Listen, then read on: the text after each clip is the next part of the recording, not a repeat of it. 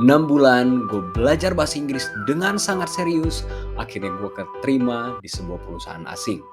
Dan gue masuk juga bukan karena gue ngirim lamaran, tapi gue gak akan cerita part itu. Yang gue pengen cerita bagaimana metode yang gue lakukan sehingga gue bisa belajar bahasa Inggris hanya dalam waktu 6 bulan. Yang pertama, gue dengerin podcast selama 3 jam setiap hari. Nggak ngerti? Iya, gue kagak ngerti. Dan itulah hebatnya otak yang Tuhan ciptakan. Gue dengerin aja terus ya, gue sering ketiduran sih. Nah, yang menjadi perbedaan antara ketika waktu dulu kita sekolah, kita dipaksa menulis, kita dipaksa speaking, ya kan, kita dipaksa membaca.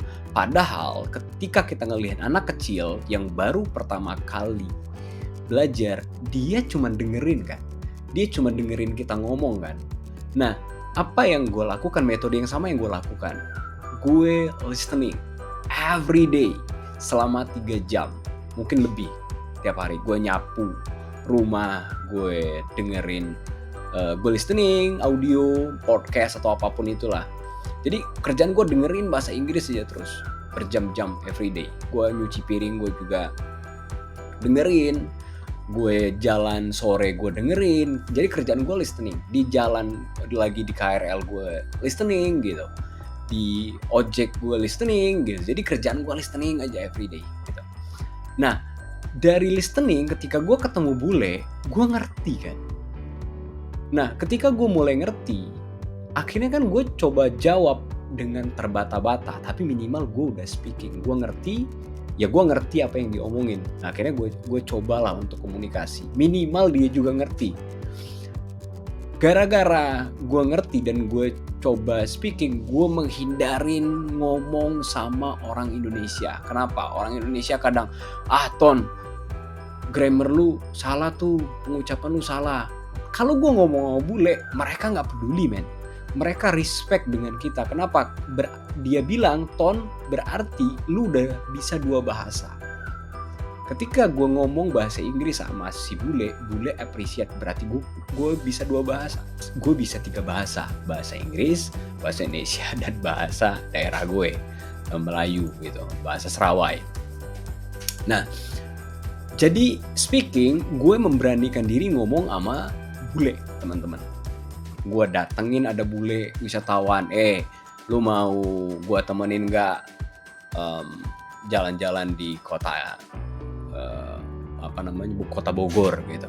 Oh, how much? Dia bilang kan. Ya gue bilang kagak, gue cuma mau belajar bahasa Inggris doang gitu. Oke, ya udah. Akhirnya gue speaking terus kan.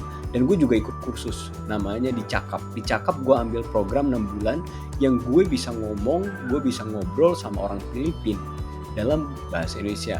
Sehari kalau nggak salah sekitar sejam, 2 sesi, 1 sesi 25 menit, jadi sekitar hampir sejam. Jadi listening gue 3 jam, speaking gue sekitar 1 jam. Jadi 4 jam gue belajar bahasa Inggris. Oke, terus apa lagi ya? Speaking kan, speaking. Ntar gue tunjukin, kalian bisa coba cari kursus di Cakap, ambil kursus di Cakap lah, speaking. Nah, speaking, jangan speaking sama orang Indonesia, karena kita akan coba menjelaskan dalam bahasa Indonesia. Tapi kalau kita speaking latihan dalam bahasa Inggris, kita kan dipaksa untuk mikir apa sih bahasa Inggrisnya ini. Jadi gue menjelaskan gelas dalam bahasa Inggris, gue menjelaskan piring dalam bahasa Inggris gitu, gue menjelaskan anggur dalam bahasa Inggris. Jadi otak gue dipaksa untuk berpikir dalam bahasa Inggris. Yang ketiga, ya untuk menambah vocabulary gue, ya gue coba reading artikel-artikel anak kecil dan lain-lain. Akhirnya gue banyak reading. Nah, di sana automatically vocabulary gue kan nambah. Ya udah, karena gue reading, ya kan, reading. Sampai hari ini gue tetap reading gitu. Yang terakhir lah baru gue writing. Apakah hari ini grammar gue udah benar? Kagak men, gue banyak menggunakan AI, gue banyak menggunakan tools untuk rewrite tulisan-tulisan gue. Tapi who cares? Hari ini gue bisa ngomong. Kemarin gue baru ketemu salah satu pengusaha dari Malaysia, gue ngobrol, gue diskusi, gue presentasi tentang bisnis gue gitu. Ya kan, jadi poin gue adalah listening, speaking, reading, dan writing. Nah, gue ada satu lagi slide yang gue temuin juga. Banyakin input. Kita tidak akan pernah bisa ada output kalau nggak pernah ada input. Ya kan?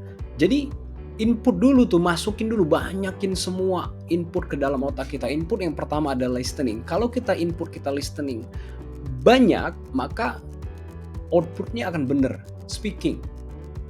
Kalau kita banyak reading, outputnya adalah writing, gitu. Jadi poin gue adalah buat kalian yang mau bisa English, speaking especially, banyakin listening. Banyakin listening aja terus everyday, gitu. Hari ini yang gue bilang, gue everyday listening, gitu. Dengan tutorial dan lain-lain, gue kadang sambil apapun yang gue nggak butuh mikir, gue biasanya listening English. Ya udah, dari gue gitu sih teman-teman. Jadi listening, speaking, reading, dan writing. Jangan dibalik. Cukup metode kita di sekolah yang writing dulu, writing, speaking, enggak writing, reading, writing gitu. Enggak akan pernah bisa bahasa Inggris. Trust me, confidence adalah kunci supaya bisa bahasa Inggris dan naik gaji. Oke, gue Anthony, sampai ketemu di video-video gue yang lain, ngomongin merubah nasib. Gue pengen banget cerita bagaimana proses perjalanan gue dari anak kampung. Hari ini puji Tuhan gue punya usaha gue juga timnya ada di berbagai pelosok Indonesia. Bye-bye.